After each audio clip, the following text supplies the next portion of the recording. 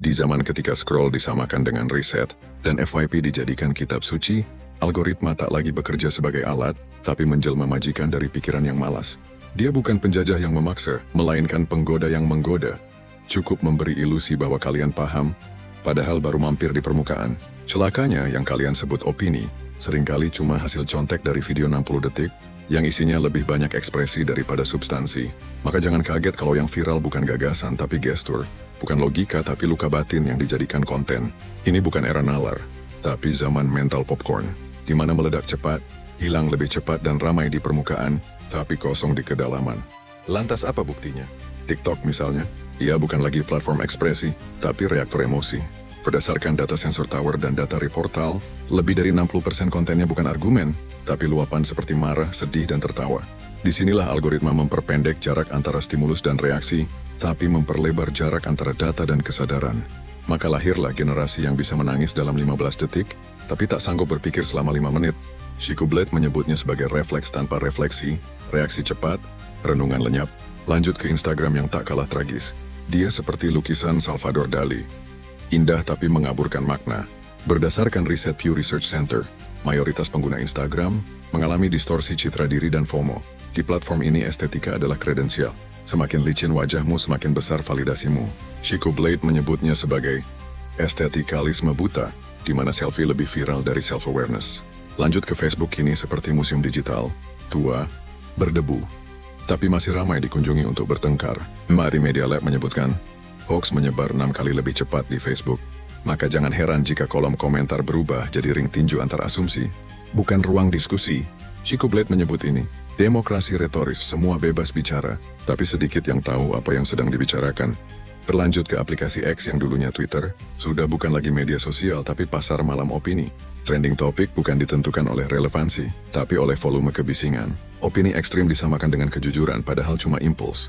Chico Blade menyebutnya sebagai ekonomi amarah, di mana emosi dikapitalisasi, logika dikorbankan.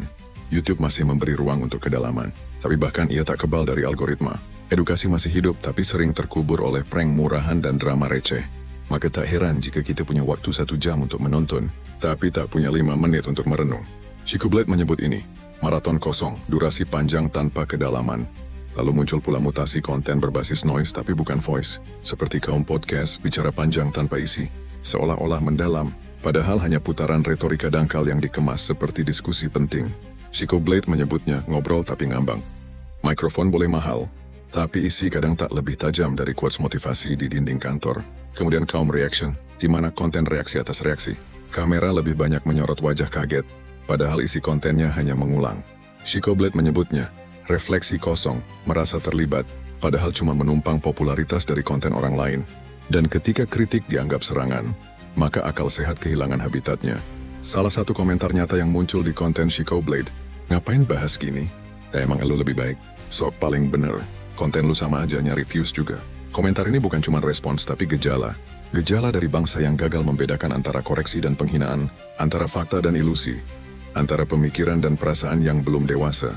Lalu lahirlah generasi algoritmik, seperti kaum joget, yang mempublikasikan tubuh demi validasi. Jangan kaget jika predator datang bukan karena lapar, tapi karena kalian sendiri yang menyajikan dagingnya. Kaum prank, yang menjual harga diri demi recehan views. Kaum motivator murahan, yang teriak semangat tapi nalar kosong. Kaum dukun dan filsafat konyol, yang kutip Nietzsche dan kutipan lainnya untuk caption, bukan kontemplasi. Kaum standarisasi, yang pakai standar sosial media untuk semua hal, termasuk harga diri.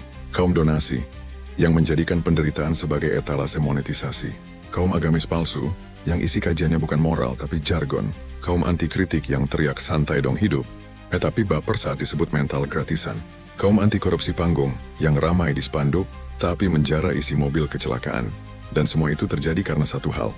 Penjajah zaman ini tak perlu senjata, cukup bikin kalian nyaman dalam kebodohan yang kalian sebut hiburan. Lalu kalian berteriak, bangsa ini harus maju, dan anak muda harus cerdas. Tapi Chico Blade hanya bertanya di balik teriakan kalian itu. Apakah dengan otak yang sudah disewakan ke algoritma? Apakah dengan jari yang lebih cepat dari akal? Dengan logika yang dikalahkan oleh views dan validasi? Ingat, maksiat terlahir dari kebodohan yang dipelihara karena ilusi, dan kebodohan hasil ilusi. Terlahir bangsa yang rusak. Lalu apa solusinya? Bukan musuhi algoritma tapi kuasai. Bukan tinggalkan medsos tapi rebut kendali. Langkahnya sederhana tapi tak populer. Pertama, kurasi konten sendiri. Algoritma mengikuti kebiasaan. Suka kebodohan? Maka itulah yang akan kalian lihat setiap hari. Kedua, biasakan verifikasi. Jangan hanya baca judul, baca konteks, cek sumber, karena kebenaran tak selalu tampil di headline. Ketiga, baca lambat. Sediakan waktu untuk membaca yang tidak viral, karena kedalaman tidak akan pernah trending. Keempat, diskusi tanpa emosi. Bedakan kritik dan pendapat bukan serangan. Jangan cepat tersinggung tapi cepatlah berpikir. Kelima, gunakan media sosial sebagai alat bukan cermin ego. Bukan lapak jual harga diri. Validasi bukan dari likes tapi dari akurasi berpikir. Psychoblade tak hadir untuk menyenangkan, tapi untuk mengguncang. Jika ada yang bilang narasi ini terlalu tajam, Psychoblade akan menjawab, tajam itu perlu untuk membedakan antara daging dan tulang, antara fakta dan fata morgana, antara berpikir dan sekadar ikut-ikutan. Karena Psychoblade tidak lahir dari cahaya atau gelap, tapi dari ruang abu-abu yang ditempa oleh pengalaman, bukan sebagai korban tapi sebagai mantan pelaku untuk membedah pola para pelaku. Dan jika kalian merasa narasi ini membuka ruang berpikir, uji logikanya di kolom komentar. Kalian boleh setuju, boleh tidak. Tapi pastikan ketidaksetujuan itu punya struktur, bukan sekadar sentimen. Dukung Psychoblade bukan karena viralitas, tapi karena keberanian untuk bicara apa yang perlu dikatakan, meski tak disukai. Karena masa depan bangsa ini tidak dibentuk oleh hiburan, tapi oleh keberanian berpikir sebelum menjadikan hiburan sebagai penghilang stres. Sampai jumpa di medan pembeda ilusi berikutnya. Salam hormat dari saya, Psychoblade.